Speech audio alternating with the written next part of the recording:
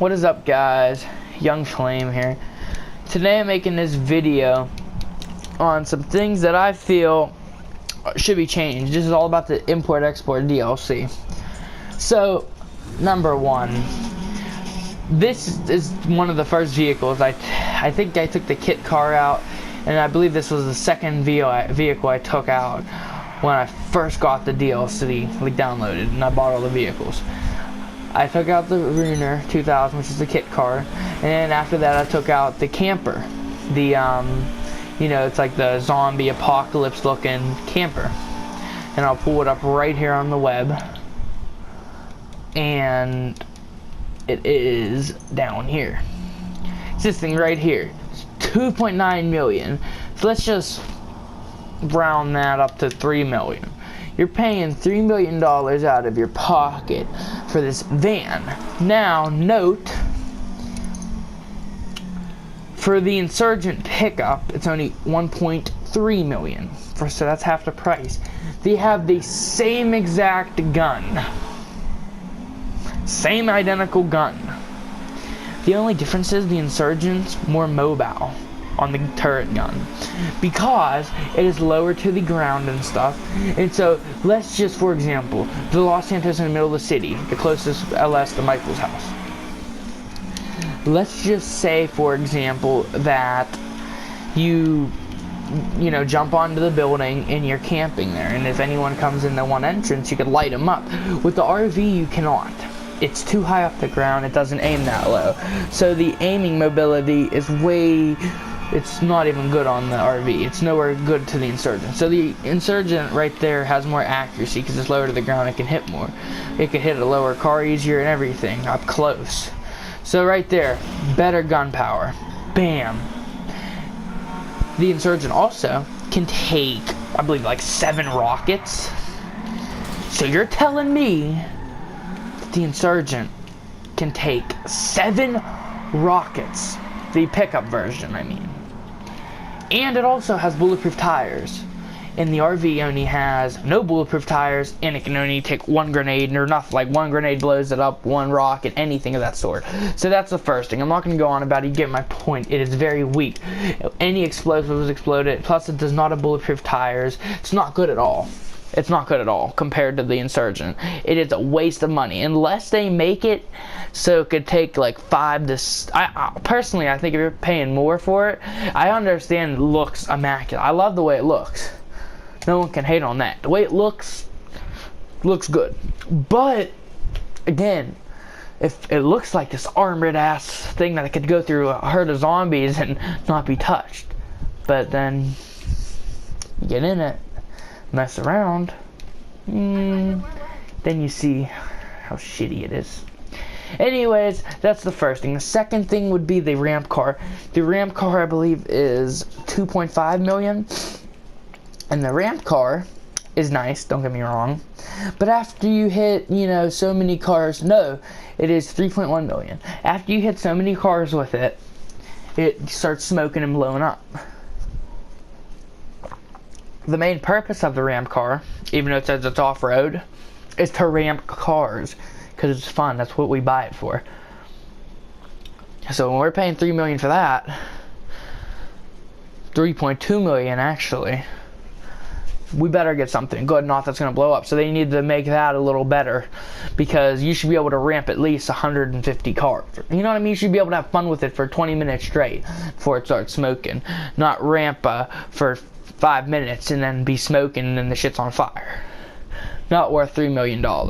They should make it fucking, and it's not even like it's this real fast, nice looking one. I thought it was, when I first saw the update and I saw ramp car, I thought it was going to be like the one from Fast and Furious 5, maybe Fast 5 or 6 or whatever, the one where the one guy, I think it was number 6, where that guy's his brother or whatever that was in 7 going after him, where he was driving it around as like one of those cars for like the races, like on the tracks and shit, and it had like that real exotic car sound to it, and it looked great, and it like shuddered over him, like the doors and shit. Like it was like it's like a go-kart that did like 300 miles per hour. You get my point. I thought it was gonna be like that. No, we get this dune buggy that just like has a ramp car. It's just stupid. $3 million for this shit doesn't sound good, doesn't do anything. they better make the armor plating go up then. If they're gonna charge that much. 2.5 million for this truck? Ha, another fucking ripoff. It has this big ass metal thing on the front that should be protecting the engine and everything. It's a big ass big rig. How I think you could hit more cars with the regular big rig and that you could find on the highway than this, and it won't start smoking. This thing has this big ass thing, it's supposed to protect it. Nope, you hit a same thing, same case as the of the whatever it's called, same case as that dune buggy thing. Same, you know, no bulletproof tires, but the dune buggy you could put bulletproof tires on, I believe. But this, like I said, this one you can't customize, but at the same time, this one, it starts smoking after you hit so many cars. After you start so many cars, you're done. You're just done. After you hit so many cars, start smoking. Stupid. Also, the Wastelander. It's about 700,000 for it. In the missions, there's cars on it, but on outside the missions, it's nothing but this truck thing. Stupid, worst waste of 700,000 ever. You should be able to put people's cars on it. There should be something that you could put down and use it what it's actually supposed to be used for. I mean, point blank, you should be able to put a car on it and then drive it around, like maybe with your friend in it, or go steal cars off the street and like make fun with that. I don't know, but that's another complaint. 700 grand for that piece of shit. All it is a truck that looks like it'd be able to pick something up, because in the mission it has cars on it, but in reality you can't.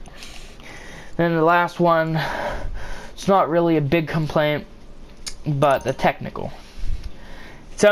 It's actually one of the very well priced like ones of this DLC. Don't get me wrong, I mean, hey, if you take it into consideration that the regular Rebel, that is this one, the rusted version, is only $3 grand, and the regular technical just is a rusted thing with a gun attached to it, is 700 and something thousand, and then this one's 1.5 million, and it's the third version of the technical that's rusted. It's a technical, well, the Rebel that's rusted, but it's a technical Rebel that can float on water. So it's a technical that can float on water. You know what I mean? So instead of being, how much is it? 950,000, I take that back. So 950K for that one. The one that goes on the water is 1.5. But it's not really a rip-off at all. You can float on the water, which is a huge bonus. The only thing I'm complaining about is while you're in the water, its reverse is so horrible. No boat's reverse is good, but this thing doesn't even move. Like, I was reversing because I hit something. My friends were like, what are you doing? Why are you just sitting here? I'm like, I'm not sitting here. This thing's just really slow at reverse. So, yeah. Reverse is the only issue. And then that's really, like, it. Like, I mean, for the most part. I think another couple complaints I can make are people are, like, a couple of my friends were going to get vehicles, like the import ones or whatever. I've never done the missions personally, but I guess it shows like on the map, it'll say like go get this car or whatever, and you have to go get the car. Well, my friends will go get the car, and like the vehicle would show up on the mini map, and I even checked it out too, but there was no car there, or it would disappear once they started driving it towards the sell it and all that shit. I don't know, crazy shit's happening with that. So that too, but besides that, that's really it. It's a great update, and I just feel like some of the cars are overpriced and underpowered, etc, etc. Anyways though, that'd really be it. This is all my complaints about the import-export DLC, and that's a couple things that make me mad. Anyways, just please sub, grow the Flame Squad, and please like the video to get to a larger audience, and peace.